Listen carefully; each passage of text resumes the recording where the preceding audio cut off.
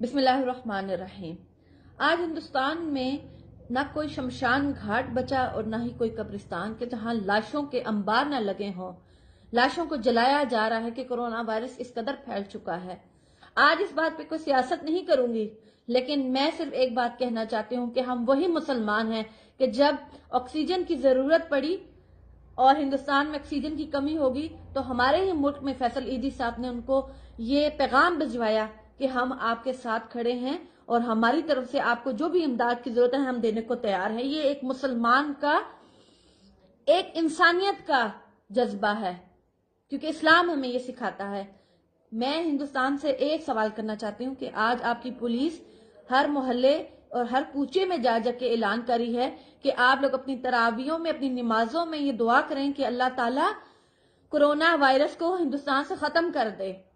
لیکن ایک سوال، کیا آپ لوگ یہ جس وجہ سے آپ لوگوں کے ملک میں یہ کرونا پھیلا ہے، یہ کرونا میں صرف ہندوستان کی بات نہیں کر رہی، پوری دنیا میں پھیلا ہے، لیکن ہندوستانیوں سے میرا سوال ہے کہ کیا لاک ڈاؤن جو آپ نے پچھلے 2 سالوں سے مقبوضہ کشمیر کے کشمیریوں کے اوپر لگایا ہوا ہے، کیا وہ انسان نہیں تھے؟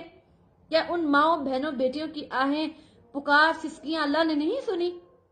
آج شمشان گھاٹ میں جب آپ لوگ اپنے پیاروں کو جلا رہے ہوں گے، دفنا رہے ہوں گے، تب آپ کو خیال نہیں آیا ہوگا کہ مقبوضہ کشمیر کے کشمیری اپنے بچوں کی ڈیڈ باڈیز کے لیے بھی پیٹتے تھے، رویا کرتے تھے کہ ہمارے بچوں کی لاشیں ہمیں ہندوستانی فوج دے دے واپس۔ لیکن آپ لوگوں نے ان پہ کبھی احساس نہیں کیا، ان پہ کبھی یہ نہیں سوچا کہ وہ بھی انسان ہے۔ مذہب تو ایک دوسری سائڈ پہ ہے لیکن وہ بھی انسان ہے، لیکن نہیں آپ نے سوچا۔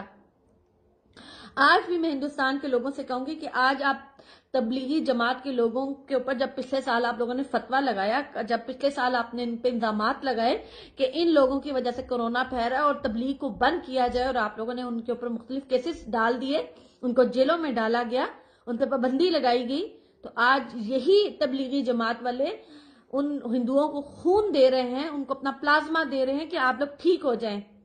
آج میرا ہندوستان کے رہنے والے ہر ہندو سے سوال ہے کہ آپ لوگ ہم سے دعاؤں کی امید رکھتے ہیں، ہم ضرور کریں گے، کیونکہ ہمارا مذہب ہمیں اس بات کی اجازت دیتا ہے کہ کسی بھی انسان کے اوپر ظلم ہو رہا ہو، کسی بھی انسان کے اوپر مشکل آئے تو اس کے لیے دعا کرنا آپ پہ فرض ہے۔ لیکن کیا آپ نے مقبوضہ کشمیر کے رہنے والے لوگوں کی کبھی سسکیاں آہیں سنی ہیں؟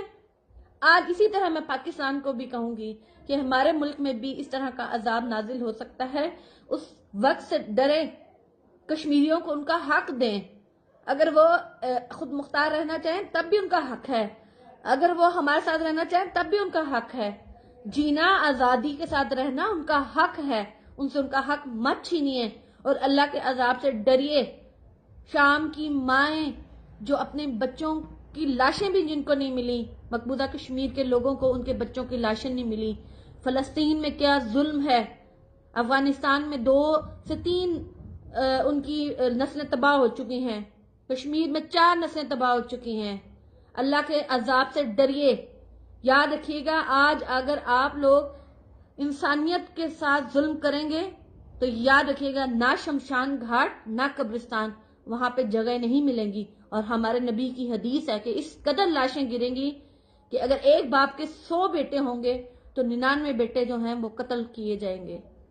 اللہ کے عذاب سے ڈریں، کشمیریوں کی آہیں اور بددعائیں اور سسکیوں سے ڈریں۔ ہندوستان کے لوگوں سے میں کہنا چاہتی ہوں، آج آپ اپنے پیاروں کو کھو رہے ہیں تو سوچیں کہ کشمیر کے لوگ پچھلے 73 سال سے لاشیں دے رہے ہیں، اپنی بیٹیوں کی عصمتیں دے رہے ہیں، کیونکہ وہ صرف آزادی مانگتے ہیں۔ ڈرے اس وقت سے۔